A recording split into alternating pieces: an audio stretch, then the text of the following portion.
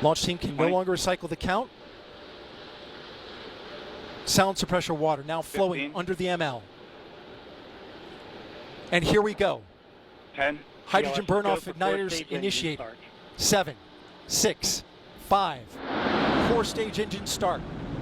3, 2, 1. Boosters in ignition. And liftoff of Artemis 1. We rise together back to the moon and beyond.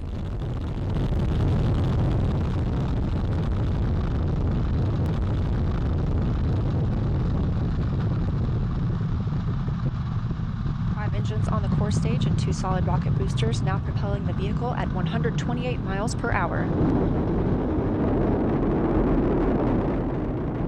Hearing good control on the roll from teams in Mission Control Houston. All good calls so far. Now 30 seconds into the flight of Artemis 1. First milestone will be for the vehicle to pass through max Q at about 1 minute and 9 seconds into launch.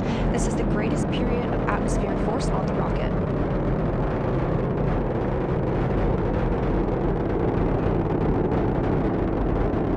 SLS now traveling 607 miles per hour.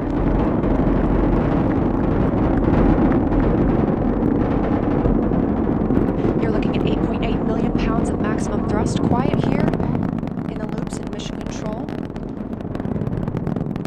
The 4 core stage engines are throttling down ahead of passing through max Q.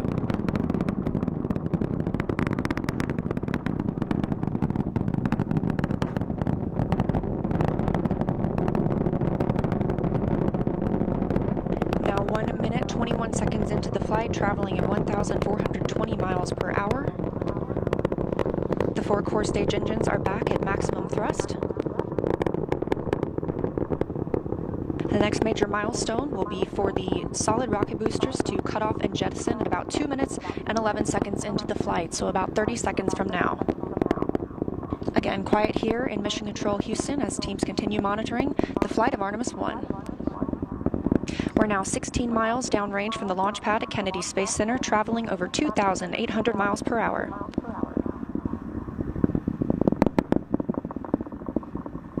Standing by for solid rocket booster jettison and shortly thereafter.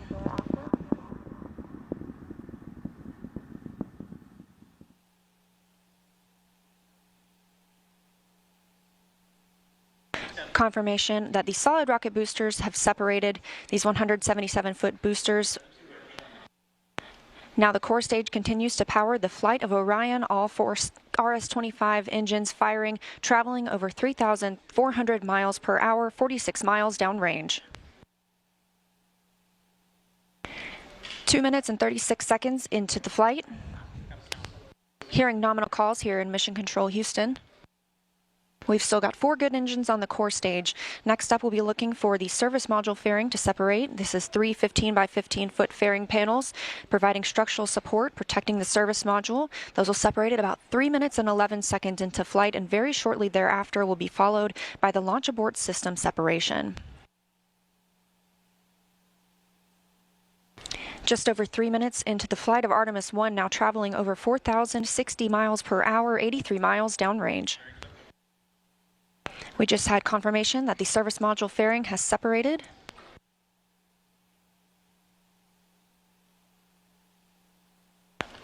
And that the launch abort system pyros have fired, separating those from Orion as well. For future crew members,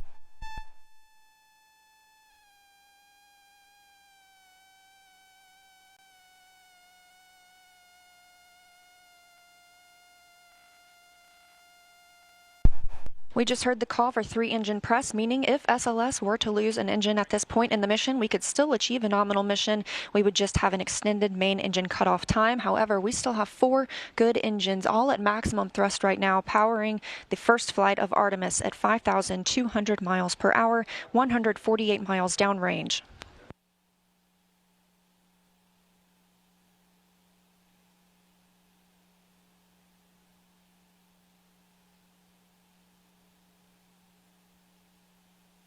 We're 4 minutes and 16 seconds into the flight of Artemis 1. So far, we've had a clean ascent. We saw those solid rocket boosters jettison about 2 minutes and 11 seconds after liftoff. Shortly after, we had the service module panels fairings separate. as well as the launch abort system. The launch abort system was inert for this flight, except to perform this separation. Those 4 core stage engines will continue to fire and power the flight of Artemis 1, now traveling over 6,800 miles per hour, 229 miles downrange. Booster flight controller reports that the engines are looking good.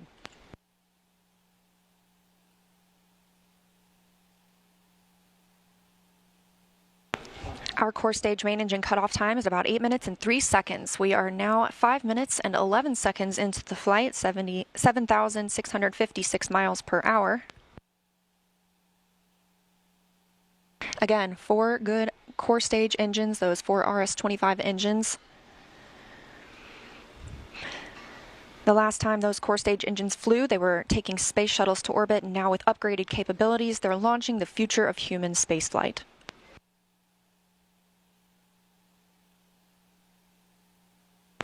Five minutes, 42 seconds into the mission, we are now traveling 8,800 miles per hour, 345 miles downrange from the launch pad at Kennedy Space Center.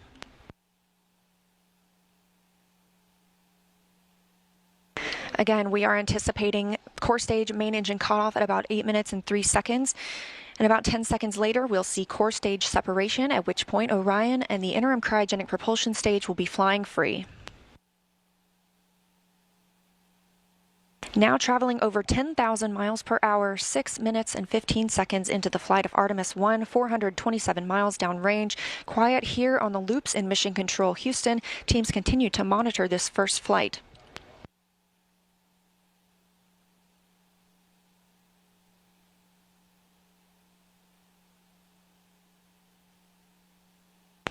About a minute and a half now until that core stage main engine cutoff time. Our 4 core stage engines continue to fire at maximum thrust.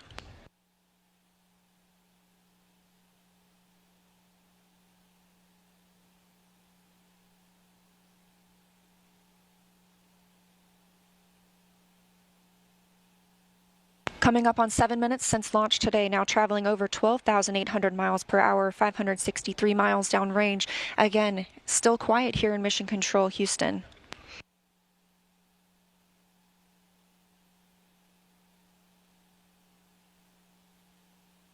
As we prepare for main engine cutoff, the 4 RS-25 engines are beginning to throttle down.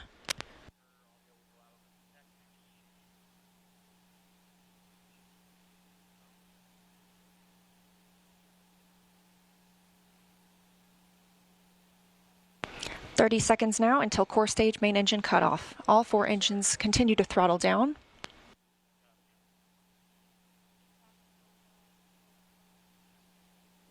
Now 7 minutes 45 seconds into the flight, traveling over 16,000 miles per hour. Continuing to hear good calls here in Mission Control Houston. We're standing by for core stage main engine cutoff.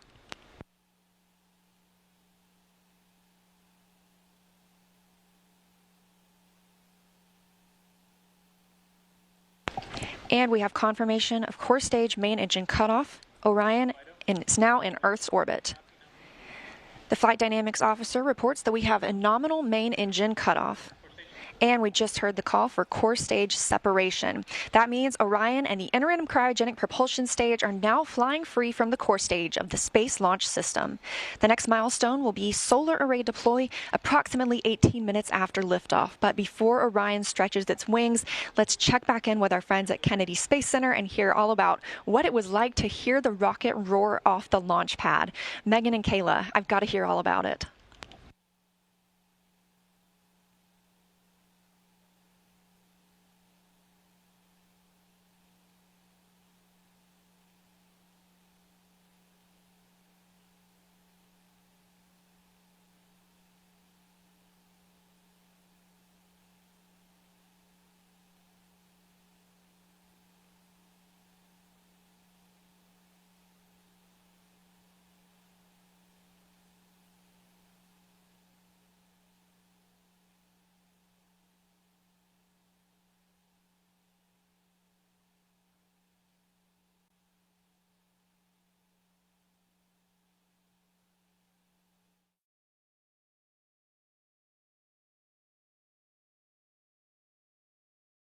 You could almost, trick us and say that we were in the simulator and it wasn't real. But like in that moment of liftoff, when the thrust builds underneath you, like we now. Comm check. But you can't hear it in the room. Can you guys hear me? No. Hey, Jeremy, can you turn something on there so the microphone? The press site can hear me, but the room can't. The room can't. You can hear me? Because the guys. We're continuing to hear good calls here in Mission Control Houston from the flight controllers monitoring the mission. A little bit about these solar arrays as we wait. Again, we heard the call that the deploy has been initiated. We'll hear a little bit more about that once they start to unfold. These 4 solar arrays generate 11 kilowatts of power, which is enough electricity to power 2 3-bedroom houses, and they have a wingspan. To unfold, these 4 solar arrays generate 11 kilowatts of power, which is enough electricity to power 2 3-bedroom houses, and they have a wingspan of 63 feet. Just one of these 6.5 by 6.5 foot panels has 1,250 solar cells, so you're looking at a total of 15,000 solar cells. Now, we just heard the call that all 4 solar arrays have been released. So we initially heard the initiation call. That command had been sent. Now those 4 solar arrays are released. Again, this is about a 12-minute process. The solar arrays will deploy straight, and you're getting a live view right now. This is really exciting. They'll eventually be swept back against the vehicle prior to translunar injection burn to prevent any loads from breaking or damaging the arrays. And on the end of each solar array is a camera that will capture imagery for us throughout the mission, along with a few other cameras placed outside and inside the spacecraft to help us monitor and perform various other inspections. Of course, if you recall the Apollo capsule design, there were no solar arrays. We had fuel cells instead. So this design with arrays gives us the opportunity to stay in orbit longer since we practically have no limit to the energy available for use from the sun. Coming up on 21 minutes since liftoff. Orion is attached to the interim cryogenic propulsion stage. You can see those 4 solar arrays unfolding now. And again, Artemis 1 is a flight test. It's paving the way for a sustainable presence at the moon. Looking forward to the future, Gateway will be our space station in lunar orbit. And we have some similarities and differences in the solar arrays unfolding right now on Orion and those that'll be on Gateway. So like we're seeing now, these are deploying autonomously. The Gateway solar arrays will as well. And while these generate those 11 kilowatts of power, the 2 watts of power. That ROSA design is currently being tested aboard the space station. We have 2 new ones installed and a spacewalk conducted earlier today, preparing for another set.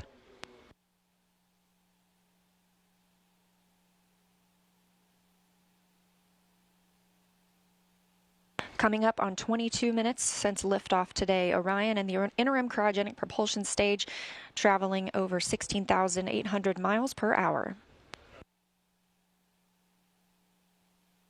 The solar arrays deploying now are part of the European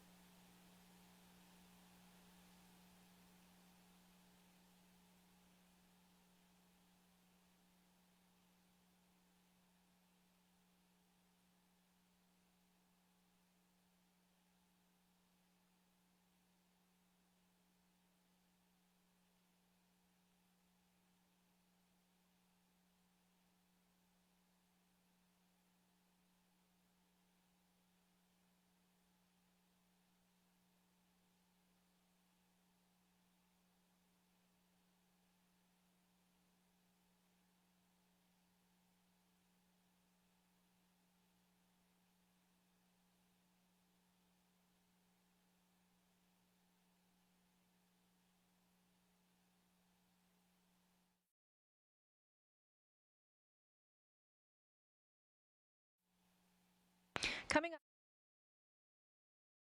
The flight of Artemis 1 spacecraft now traveling at 16,500 miles per hour around the Earth. We are in solar array deploy, and we have confirmation all 4 arrays are deployed. Orion's journey to the moon continues as planned. Again, looking forward to that perigee raise maneuver.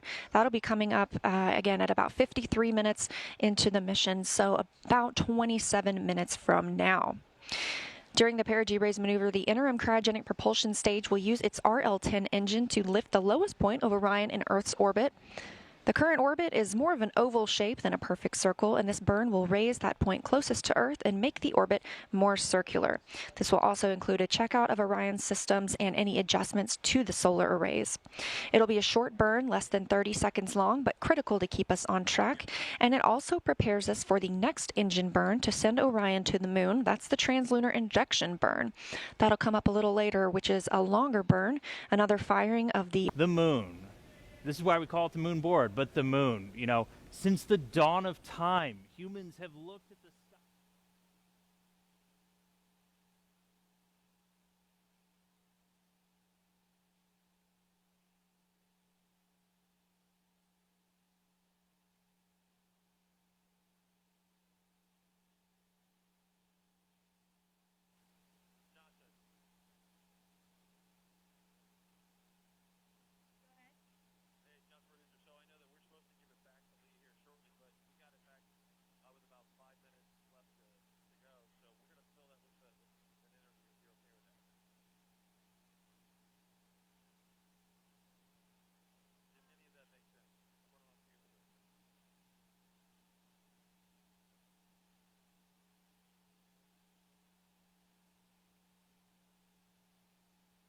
On the International Space Station can fuel future Artemis missions. I think the fact that they go hand in hand is really cool. All right, so let's take some more social media questions. Social media is buzzing. 4 of those solar arrays, as you can see, are swept back. That's going to keep them from having any loads imparted that might damage them for use later in the mission. This also, the perigee raise maneuver, will put us in the proper position for the translunar injection burn. That's that really big and long burn that we need to send us to the moon.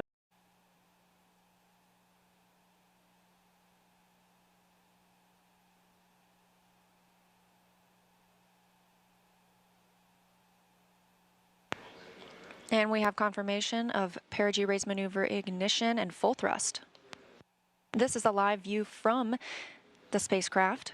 Again, a really short burn. We're standing by for the cutoff.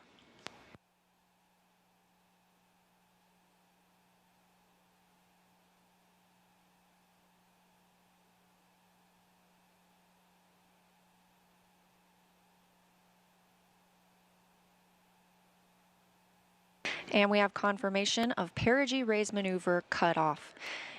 Flight Dynamics Officer reporting on the loops here in Mission Control. Why we're firing the engine for that long. We need to have that much thrust, that much time to get the energy to go out there. So that's the rough orbital mechanics of what we're doing.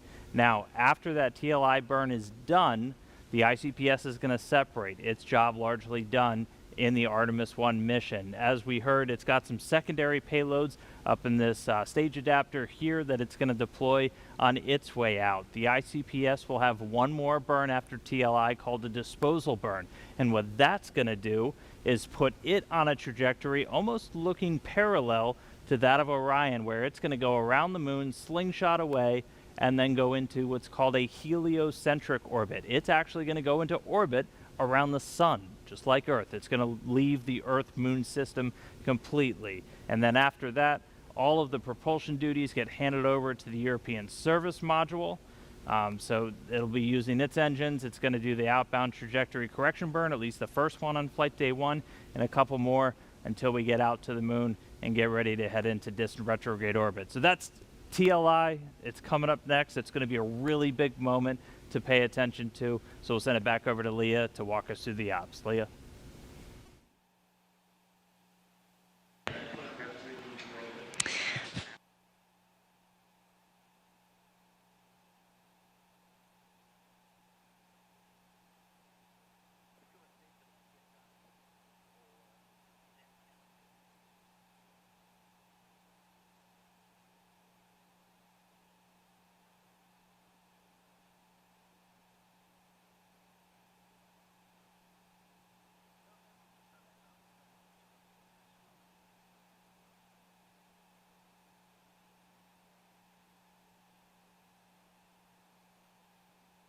Now over 13 minutes into the translunar injection burn, putting us less than 5 minutes away from cutoff. We have had a nominal burn so far. That RL-10 engine continues to fire at maximum thrust, 25,000 pounds of thrust. We're now traveling over 21,730 miles per hour.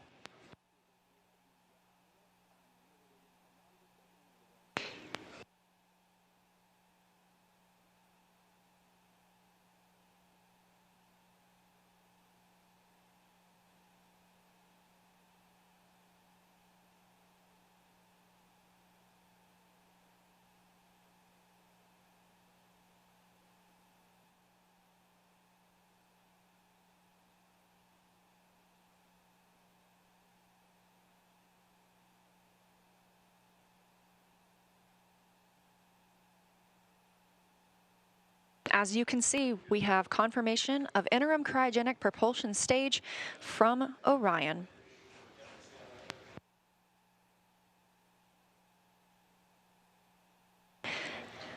With the Earth in the background and the Moon is our destination, Artemis generation, we are going.